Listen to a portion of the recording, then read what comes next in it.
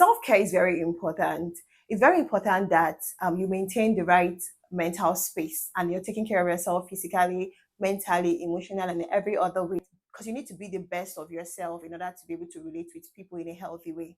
But why we say that self-care is important, it's also important that we understand the difference between self-care and selfishness. So I'm going to read the different meanings of self-care and selfishness. Self-care means taking time to do things that improve your physical and mental well-being.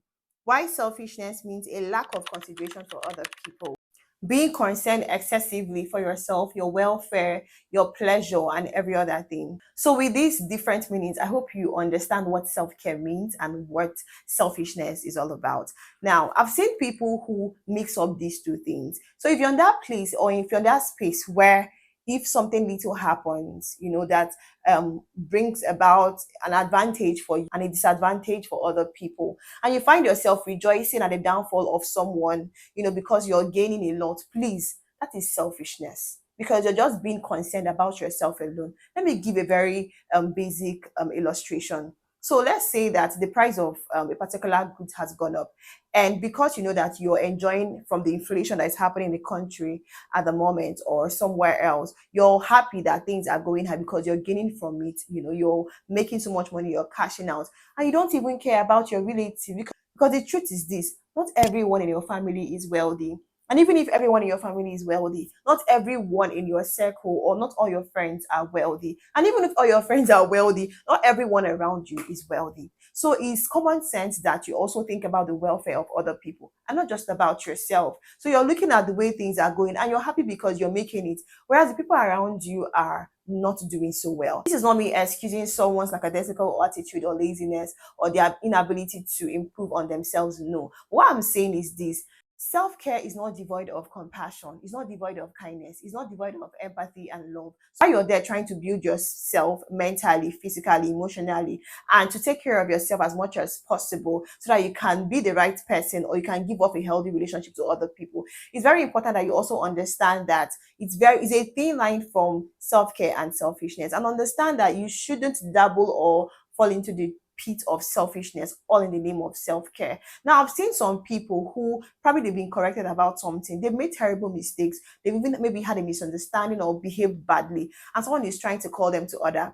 Rather than take corrections for what they have done wrong, they begin to scream, "Oh, my mental health! I need to take care of my mental health. I don't want anything to disturb my mental health. Please, self care, kilo day self care.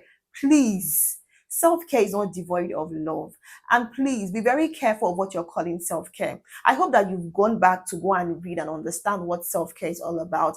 I hope that you're making your research to know what actually you're practicing. And I hope you're not hiding under the guise of self care to dish out misbehavior or the wrong attitude to people around you, creating the wrong environment for them, and thereby calling it self care. Please, it is not self care. Self care, again, I said, is not devoid of love. You also need to deliberately look at what selfishness is all about. And it's very important that you learn how to differentiate these two so that you don't walk into the pit of selfishness and then calling it self-care in quotes. I love self-care and I would tell everyone around me to please prioritize their self-care, and that entails taking care of yourself, taking care of yourself emotionally, physically, looking good, learning how to say, keeping healthy boundaries, prioritizing your spiritual growth, prioritizing your devotionals and everything that helps you to grow in your space. But please, this generation of men and women, my generation, please let's be careful of what we are calling self-care so that we don't end up being selfish towards other people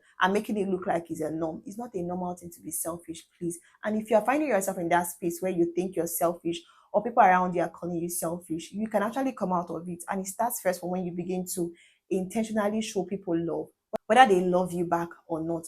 Love is a commandment.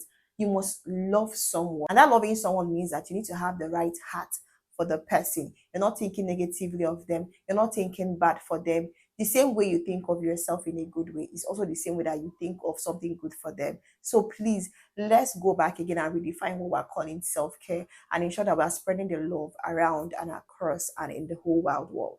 Okay?